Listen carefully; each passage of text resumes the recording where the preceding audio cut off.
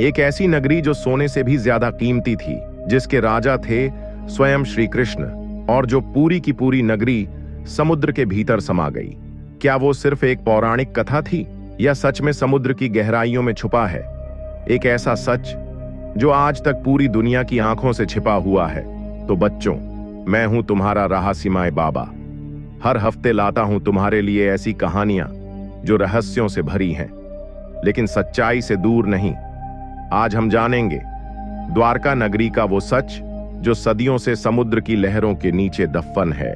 यह वही नगरी है जिसे भगवान श्री कृष्ण ने बसाया था मथुरा छोड़ने के बाद। कहा जाता है यहां 900 से ज्यादा भव्य महल थे, सोने, चांदी, हीरों और बहुमूल्य रत्नों से जड़े हुए। स्कंद पुराण और हरिवंश पुराण में द्वारका का विस्तार से वर्णन है। एक ऐसी नगरी जो 7 द्वारों से घिरी थी, जहां सड़कों पर हाथियों की कतारें होती थीं, जहां समुद्र के किनारे विशाल घाट और बंदरगाह थे। पर फिर ऐसा क्या हुआ कि यह सारी समृद्धि समुद्र के गर्भ में समा गई?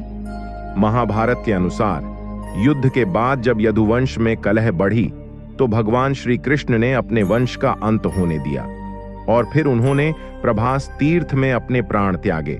कृष्ण के जाते ही जैसे द्वारका की आत्मा चली गई और समुद्र ने धीरे धीरे इस पवित्र नगरी को निगल लिया। लेकिन क्या यह सब सिर्फ एक धार्मिक कल्पना है या इसके पीछे छुपी है कोई ऐतिहासिक और वैज्ञानिक सच्चाई? 2001 में एक चौंकाने वाली खोज भारतीय समुद्री पुरातत्व संस्थान NIOT ने गुजरात के समुद्र में 70 फीट नीचे एक पूरा शहर पाया। यह खोज थी गोवर्धन मठ के पास समुद्र में, जहां पानी के नीचे पत्थरों की सड़कें, दीवारें और बर्बाद हो चुके मंदिरों के अवशेष मिले। इन संरचनाओं की कार्बन डेटिंग से पता चला कि ये 9000 साल पुरानी हैं, मतलब महाभारत काल से भी पहले की। क्या ये वही द्वारका थी? क्या विज्ञान अब धर्म से हाथ मिला रहा है?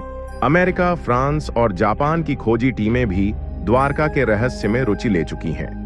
1990 के दशक में मशहूर समुद्री शोधकर्ता ग्राहम हैनकॉक ने अपनी किताब में लिखा, भारत के समुद्र में एक खोया हुआ शहर है जो सभ्यता की हमारी परिभाषा को बदल देगा।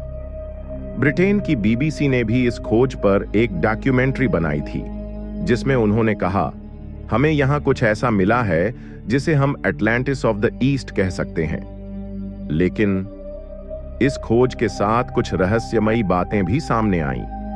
कई गोताखोरों ने बताया कि पानी के नीचे जाते ही उन्हें अजीब सी ऊर्जा महसूस होती है, कभी सिरदर्द, कभी भ्रम, कभी सांस लेने में परेशानी।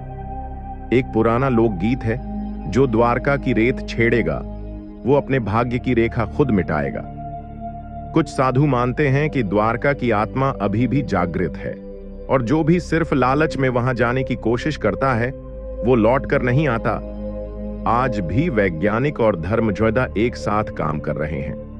हर साल नई तकनीकों से समुद्र की तलहटी को खंगाला जा रहा है। नए अवशेष, मूर्तियां और लिपियां मिल रही हैं। हो सकता है आने वाले वर्षों में हम पूरी द्वारका नगरी को 3D मॉडलिंग से पुनः बना सकें। लेकिन सवाल अब भी बना हुआ है, क्या हम सच में उस नगरी को समझ सकते हैं जिसे स्वयं कृष्ण ने रचा था?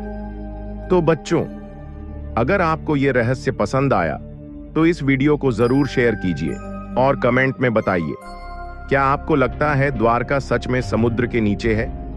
मैं हूं रहस्यमय बाबा, फिर मिलूंगा एक और रहस्य के साथ।